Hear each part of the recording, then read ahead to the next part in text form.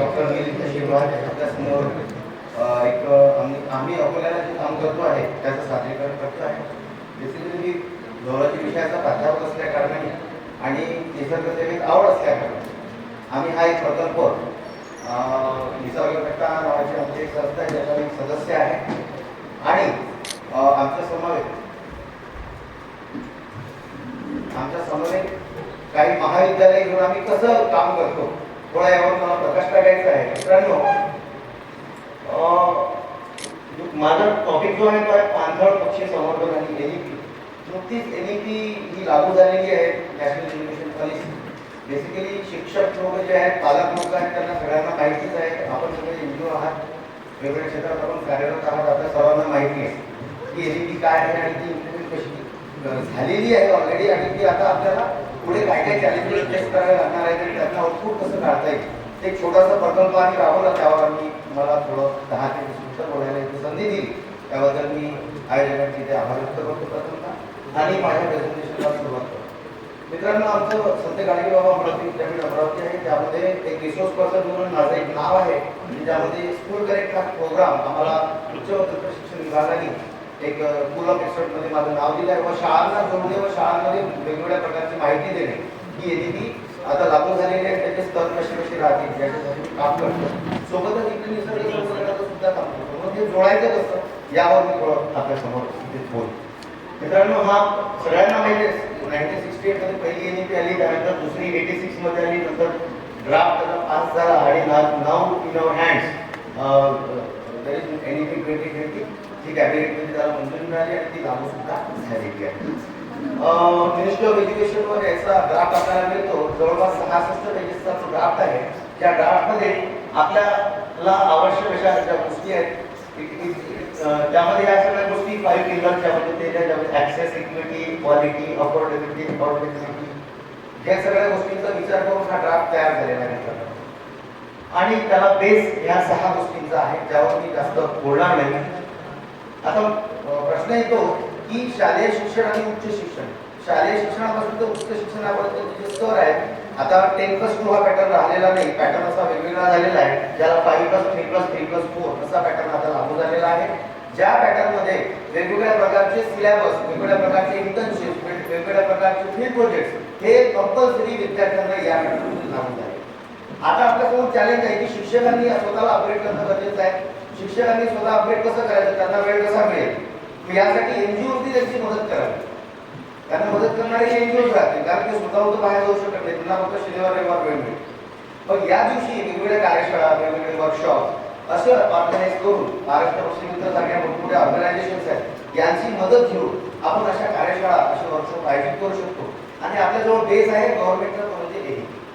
तर असे स्तर जे आहे त्याला foundation stage, preparatory stage, middle stage, secondary stage आणि असं घेऊन तो पदवी शिक्षणाकडे मुलगा येतो. पदवीकडे आल्यानंतर हा जो 66 पेजेसचा ड्राफ्ट आहे, या 66 पेजेसच्या ड्राफ्टमध्ये 24व्या नंबरच्या पेजवर पूर्ण लिहिलेलं आहे की एन्व्हायरमेंटल अवेअरनेस व्हायला पाहिजे, कन्झर्वेशन आणि सस्टेनेबल डेव्हलपमेंटचा विचार इथे शिक्षणामध्ये, पुस्तकांमध्ये यायला पाहिजे. त्यानंतर 38व्या पेजेसवर हे लिहिलं आहे की एन्व्हायरमेंट एज्युकेशन जे आहे ते it will include area such as climate change, pollution, ज्यावर आपण ही चर्चासत्र इथं आयोजित केलेलं आहे. आणि जे काही आपल्याला चॅलेंजेस, जसं माळी सरांनी काही गोष्टी सांगितल्या, त्या आधीच्या प्रेझेंटेशन मी ऐकले, त्यामध्ये त्यांनी जे चॅलेंजेस सांगितले की प्लास्टिक हा एक मोठा चॅलेंज आहे, त्यावर कसं वर्कआउट करायचं. तर आम्ही आमच्यासोबत 2 संस्था आहेत, त्या संस्थेने काय केलेलं आहे हे मला तुमच्यासोबत या सादरीकरणामध्ये ठेवायचं. त्यानंतर हा जो आहे हा ग्रॅज्युएट करणारा, ग्रॅज्युएट करणारा विद्यार्थी राहील, जो 3 वर्षाची किंवा 4 वर्षाची ऑनर्स डिग्री करून बाहेर येईल, ज्यामध्ये एनईपी मध्ये असे स्लॉट काढण्यात आलेले आहेत की त्यांनी जर फर्स्ट सेमिस्टर आणि सेकंड सेमिस्टरमध्ये तो आला, तिथे एक्झिट त्याला घेता येतं 10 ते 15 दिवसाचा. या 10 ते 15 दिवसाच्या स्लॉटमध्ये तो कुठला तरी सर्टिफिकेट कोर्स करू शकतो. तर मग आयोजकांनी अशा टाईपचे कोर्सेस शिक्षकांकरिता व त्या विद्यार्थ्यांकरिता आयोजित करावे या स्लॉटमध्ये, जेणेकरून त्याला निसर्ग शिक्षण योग्य रीतीने, योग्य तऱ्हेने देता येईल, जेणेकरून या सर्टिफिकेटचा बेस क्रेडिट स्कोर म्हणून तो त्याच्या डिजी लॉकरमध्ये सेव्ह करू शकते, ज्याचा त्याला नेमका फायदा होईल. तर अशी व्यवस्था ही एनईपीमध्ये या वर्षीपासून तशी करण्यात आलेली आहे. महाराष्ट्र गव्हर्नमेंटने 2 वर्षापूर्वी हा लागू सुद्धा केलेला आहे. आता आमची जी बॅच आहे बीएससी फर्स्ट इयर आणि सेकंड इयरची, फर्स्ट इयरला जे विद्यार्थी आहेत ते प्युअरली एनईपीचे आलेले आहेत, सेकंड इयर आणि थर्ड इयरचे CBCS वाले विद्यार्थी आहेत. पण CBC मध्ये सुद्धा याच्यावर इम्प्लिमेंटेशन केलं होतं. त्याचे चॅलेंजेस आम्ही अजूनही फेस करतो. कारण लिमिटेड रिसोर्सेस, प्रत्येकाला म्हटलंय की चेकलिस्ट बनवा. चेकलिस्ट नुसतं तो इंटरनेटच्या सहाय्याने विद्यार्थी काय करतो, प्रत्येक कॉलेजमध्ये कंपल्सरी एन्व्हायरमेंटल सायन्स सब्जेक्ट आहे. आणि कंपल्सरी एन्व्हायरमेंटल सायन्स सब्जेक्ट जो शिक्षक शिकवतो त्याने छातीवर हात ठेवून सांगावं की तो किती विद्यार्थ्यांना नेचर एज्युकेशन शिकवू शकतो. बरोबर आहे. काही नावांचे आहेत सर, काही लोकात जर सोडले. माझ्या कॉलेजमध्ये माझं उदाहरण सांगतो. आमच्याच कॉलेजमध्ये असे काही लोक आहेत की फक्त विद्यार्थ्यांकडून प्रोजेक्ट घेऊन येतात. विद्यार्थी काहीतरी सर्च करतात आणि आरो सबमिट करतात. तिथे त्यांना 20 मार्क मिळतात, तिथे पास होतात. कशी तरी त्यांची आपल्या लेवलवर परीक्षा होते आणि ते कशी तरी खूप पास होतात. तर असे एज्युकेशन होऊ नये म्हणून कदाचित एनईपीमध्ये या गोष्टी इम्प्लिमेंट केल्या गेल्या की ते प्रोजेक्ट बेस असायला पाहिजे, फील्डवर्क बेस असायला पाहिजे, इंटर्नशिप बेस असायला पाहिजे, जेणेकरून त्यांना व्यवस्थित तशी इंटर्नशिपचे मार्क्स त्यांच्या ग्रेडमध्ये येतील. तर अशी व्यवस्था या एनईपीमध्ये केल्या आहे. खरोखर आम्ही थँक्यू आपले मिनिस्ट्री ऑफ एज्युकेशन की त्यांनी याचा विचार केला. तर आम्ही यावर एक प्रोजेक्ट कसा सुरू केला आहे 2021 पासून. आमची जी संस्था आहे त्यामध्ये निसर्ग गटा यांचे अमोल सावंत सर आपल्यासोबत इथे उपस्थित आहेत. हे संस्थापक अध्यक्ष आहेत. आमच्या संस्थेचे निसर्ग गटा नावाची संस्था आहे आमची. त्यानंतर श्री संदीप सरडे संस्थापक अध्यक्ष आधार फाउंडेशन अकोला. आम्ही एक प्रकल्प असा घेतला की अकोला वेटलँड कन्झर्वेशन प्रोजेक्ट, त्याला नाव दिलं. आम्ही जाऊन तिथले जे ACF आहेत आमच्या अकोला डिव्हिजनचे त्यांना जो भेटलो आम्ही पूर्ण टीम, आणि आमच्यासोबत सगळे मित्र, सहकारी मित्र जे प्राध्यापक आहेत, जयंतरावांना माहिती आहे, वागसरांना माहिती आहे या प्रोजेक्टची. तर आम्ही त्यांना भेटल्यानंतर काय करायचं, कसं करायचं. तर काही BSc ची मुलं असतात, काही MSc ची मुलं असतात, त्यांना प्री प्रोजेक्ट असतात, त्यांना डेझर्टेशन असतात. पण ज्या विद्यार्थ्यांनी ज्या विषयावर काम केलं त्याचा अपडेटेड रेकॉर्ड फॉरेस्ट डिपार्टमेंटकडे नसतो. म्हणजे एखाद्याने कुठली तरी चेकलिस्ट सबमिट केलेली असते त्या डिपार्टमेंटला, म्हणजे त्या PG डिपार्टमेंटला, आणि त्यांनी मार्क घेऊन तो पोरगा कुठेतरी लागून गेलेला असतो प्राध्यापक म्हणून ना, तो कुठे फेलो म्हणून. त्याची नोंद कुठं नसते. तर रीतसर नोंद व्हावी. जर कुठे जिथे बायोडायव्हर्सिटीचं काम होत आहे त्याची नोंद रीतसर फॉरेस्ट डिपार्टमेंट किंवा कुठल्या तरी आलेखात व्हावी, यासाठी आम्ही हा प्रोजेक्ट सुरू केला. ज्याच्या काही मीटिंग्स आहेत, जे CCF आहेत, त्यांच्या अंतर्गत आम्ही तिथे डेट सुद्धा दिसेल. 2022 पासून आमची पहिली सभा झाली. त्यानंतर पुढचे जे आहे ते आमचं बॅनर असतं. हे बॅनर घेऊन आम्ही काम करतो, ज्यामध्ये हे 5 महाविद्यालय अकोल्यातले बेसिकली, आणि अकोल्याच्या जवळचे एक कॉलेज आहे जे 30 किलोमीटर लांब आहे, बार्शी टाकळी. तर हे 5 कॉलेजेस मिळून आम्ही हा प्रोजेक्ट राबवतो आहे, ज्यामध्ये प्रत्येक कॉलेजचा एक कोऑर्डिनेटर ठरवलेला आहे. HOD हेड ऑफ डिपार्टमेंट असेल, डिपार्टमेंट ऑफ बॉटनी असेल, डिपार्टमेंट ऑफ झुऑलॉजी असेल, डिपार्टमेंट ऑफ मायक्रोबायोलॉजी असेल, आणि त्यांनी त्या प्रोजेक्टवर काम करायचं. तसा डेटा, तसं सादरीकरण केल्यानंतरच तो डेटा त्या CF ऑफिसला सबमिट करायचा आहे. तर असे हे आमचे चार कॉलेजेस आणि 2 सेवाभावी निसर्ग संस्था ज्या आहेत, आधार फाउंडेशन आणि तर या बॅनरखाली आम्ही गेल्या 2 वर्षापासून काम करतो. तर आम्ही हा अकोल्याचा एक मॅप आहे, गुगल मॅप, ज्यामध्ये तिथले वेटलँड्स आहेत. पहिला घेतलाय CC उदेगाव, दुसरा घेतलाय कुंभारी तलाव, तिसरा घेतलाय कापशी, आणि चौथा घेतलेला आहे आखेटवाडा तलाव. असे हे 4 मेन तलाव जिथे चांगले वेटलँड आहेत, जिथे चांगले बर्ड्स येऊ शकले येतात, त्यांच्या नोंदी केलेल्या आहेत. तर असे हे प्रोजेक्ट आम्ही या 4 कॉलेजेसला वाटून दिले. 4 तलाव तुम्ही तिथे जाऊन हे काम करायचं. त्यांच्याशी मिक्सर MOU केलेला आहे. त्या MOUचे आम्ही काही फोटोग्राफ तुम्हाला सांगतो. हे डिपार्टमेंट ऑफ झुऑलॉजी आहे, जे प्राचार्य असतील, हेड ऑफ डिपार्टमेंट असतील, हे DFO आहेत आमच्या वन विभागाचे, हे संदीप सरडे आहेत. अशा प्रकारे हे शिवाजी कॉलेज, त्यानंतर Shri R&D college of science, दोन्ही A+ ग्रेड कॉलेजेस आहेत अकोल्यातले, यांच्यासोबत आमचं MOU आहे. त्यानंतर हे माझं डिपार्टमेंट, माझं कॉलेज, आमचे प्राचार्य माननीय साबू सर. त्यानंतर GND कॉलेज मार्शी टाकली, तिथले सुद्धा हे डॉक्टर अमित वैराणे, त्यांचं स्पायडरवर खूप चांगलं काम आहे. त्यानंतर हे डॉक्टर संतोष सुरटकर आहेत, हे वनस्पती शास्त्रज्ञ, यांचं विभाग प्रमुख आहे बॉटनी डिपार्टमेंट. तर MOU करताना आम्ही कुठल्या गोष्टी त्या MOU मध्ये घेऊन घेतल्या, आणि हा MOU 5 वर्षासाठी राहील असं त्यामध्ये नमूद करण्यात आलं. मग कुठलाही तो CCF असो, DFO असो, त्याची बदली जरी झाली तरी त्याच्या नेक्स्ट जो येणारा DFO किंवा CF असेल त्यांना तो लागू राहील असं आम्ही त्यामध्ये लिहून घेतो. तर असं म्हणून सपोर्ट आम्ही तयार केलं, त्यामध्ये इतके सगळे पॅरामीटर्स टाकले. पॅरामीटर्स टाकल्यानंतर त्यामध्ये सगळ्याच पॅरामीटरवर काम होणार नाही असं शक्य नाही, बरोबर आहे. सगळेच पॅरामीटर आम्ही करू शकत नाही, पण जितकं होऊ शकतं तितकं तुम्ही करा अशी आमची त्यामध्ये एक अट असते. तर इतक्या प्रकारच्या आम्ही गोष्टी त्यामध्ये नमूद केल्या. असं नमूद केल्यानंतर मग काम सुरू झालं. काम सुरू झाल्यानंतर त्या त्या विद्यार्थ्यांना त्या तलाव जे जे वाटून दिलेले आहेत, जसे डॉक्टर आडेसर आहे, प्रोफेसर अँड हेड, आमचे खूप सिनियर विद्यापीठात आता सध्या शिवाजी कॉलेजला हेड ऑफ डिपार्टमेंट ते आणि त्यांचे पीएचडीचे स्टुडंट, त्यांचे एमएससीचे स्टुडंट, मग त्यांना जो तलाव वाटून दिलेला आहे त्या तलावावरचेच फक्त प्रोजेक्ट ते काम करत आहेत.